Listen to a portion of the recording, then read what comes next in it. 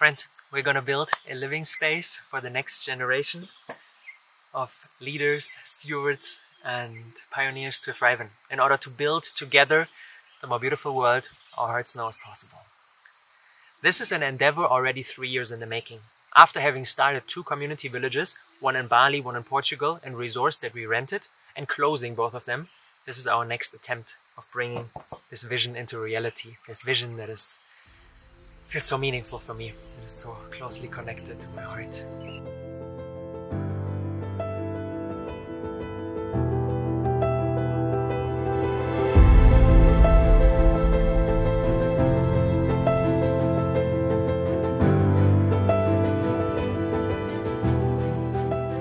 Before I show you what we are about to create here, this magical place, I'd love to share with you what calls this into existence. We are living in an individual and in a collective mess. Through inadequate treatment as children, a hole inside ourselves stays where a deep trust into life could have developed. And as a result, we are looking for love in external things. Shopping, work, food, sex, all sorts of drugs. And as a result, we perpetuate the exploitation of nature. Because everything that we consume was built out of things or beings that were originally a part of Mama Gaia. 17% of the Amazon rainforest was cut in the last 50 years. And since 1970, we killed on average 69% of the population of all mammals, fish, amphibians, birds, and reptiles. Thousands of species that inhabited this beautiful planet no longer exist. But despite all this exploitation, we are not thriving either. Depression, obesity, loneliness, they are all on the rise. We basically sense the destruction of the sacred all around us, and as a result suffer too. We cannot separate ourselves from what is going on around us. This is a phenomenon that we will call the meta-crisis, the convergence of crises that are all reinforcing each other, and they are arising in our lifetimes. So the Earth's carrying capacity is almost exhausted, and ours too. Life cannot continue this way.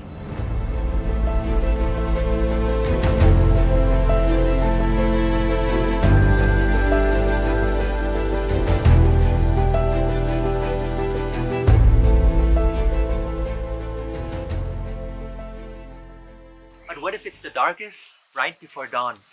What if the change that's necessary is already unfolding through the emergence of a novel kind of human? A wiser and more loving version. Physically strong and spiritually connected. A kind of human that deeply cares about each and every single living being that's walking the surface of this beautiful planet. I call them custodians, stewards, caretakers, protectors of the whole ecosystem that we call Mama Gaia. With an open heart and a sharp mind, they are making decisions aware of their consequences, instead of blindly following their own selfish, short-sighted desires and ego games. Diligently working on responses to the meta-crisis we're experiencing right now. They are approaching every single second of their lives as an invitation to deepen their own embodiment of what they wish to see in the world.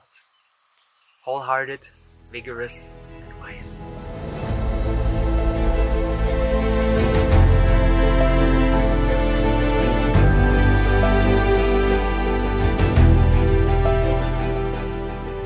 What these times call for are people who are educating themselves in many different areas in order to develop the synergistic wisdom that is necessary to address the meta-crisis. I believe neither the narrowly focused environmentalist, nor the spiritual seeker, nor the innovative tech guy will be able to come up with useful stuff. We need to cross borders, bridge disciplines, and bring together knowledge from diverse domains in order to really build something beautiful.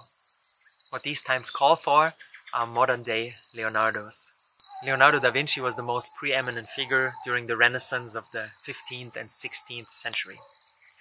Although many people know him because of his artistic contributions like painting the Mona Lisa, He too was a scientist, an engineer, an architect, an astronomer, a sculptor, a musician, and many more things that he probably just did for himself without telling anybody.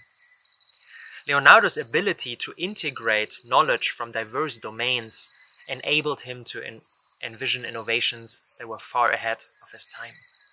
Exactly this approach is what is necessary to navigate these complex and ever-changing times we're living in right now.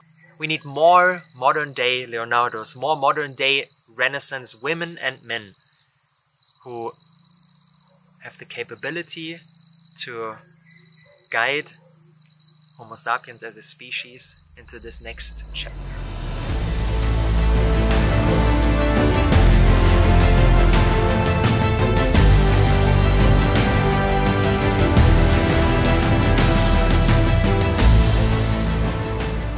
But Leonardo quite likely wouldn't have become the Leonardo we still know today if he wouldn't have been born in 1452 in Vinci, a small Italian village close to Florence. In the 1400s, Florence was the hub of the Renaissance, with a third of its population being literate, the highest rate in all of Europe, and its currency, the florin, being the dominant standard currency in Europe. Florence thrived financially, with lots of bankers and merchants. This wealth attracted many artists. Lots of innovative ideas could emerge naturally because the culture rewarded those who immersed themselves in various fields. During the Renaissance, Florence's highest values were beauty, humanity, and learning. That was the perfect breeding ground for geniuses like Leonardo da Vinci. While diving into his story, it became super obvious to me that the choice of our homes is one of the most important decisions we are faced with. Everything that surrounds us shapes our thoughts, feelings, our behavior, and ultimately our identities. We are basically the product of our environment. This is what the idea of ontological design describes as the circular feedback loops between our inner world and our external world. There's an inseparable connection between what we design on the outside and who we become on the inside. But let's let the amazing Jason Silva explain the idea of ontological design. Everything that we design, in turn, designs us back. So, we are being actively designed by that which we have designed, okay? Our thoughts shape our spaces and shape our tools. Our tools and spaces return the favor, as Stephen Johnson tells us. And so what does this mean? Well, it means that everything we are is emerging, is unfolding, is being created by the active engagements between mind and world and the feedback loops therein. Our creative and linguistic choices transform, literally transform our minds from within. And so, again, it shows that there is a sort of space in which what is without ultimately is within, that there's a circularity, that our actions matter, that the choices we make today for our dwellings, for our museums, for our institutional systems, everywhere we place the body-mind has to be designed knowing that everything that we are designing is designing us back. Or in other words, we create the spaces we inhabit, our homes, and they in return create us.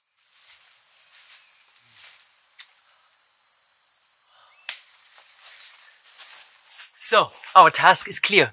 We are invited to build spaces for the next generation of Leonardos, where they can realize their deepest potential. And this is what we're going to do right now. We are starting to build such a place. A creative hub where responses to the meta crisis can be developed. A breeding ground for the fulfillment of maximum human potential. An incubator for birthing the more beautiful world our hearts know is possible.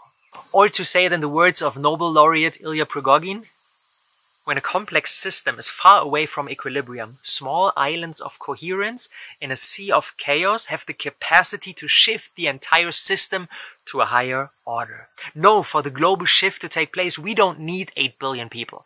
We just need a small minority of leaders and pioneers who are designing systems for the rest of the population to thrive in. And creating those small islands of coherence is what we're aiming to do. This is our contribution to a bright future.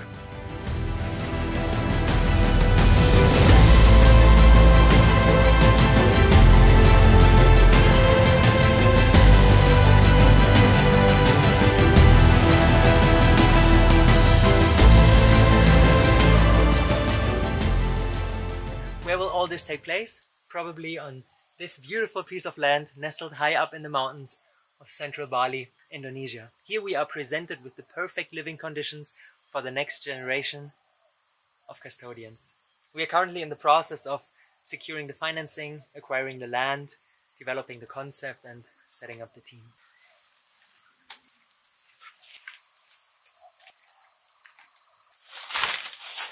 And I'd love to take you along on this journey. In the next episode, we're gonna explore together how this might come to life and what are the components that are necessary in order for this place to become what it can be. The incubator for birthing the more beautiful world. Custodia.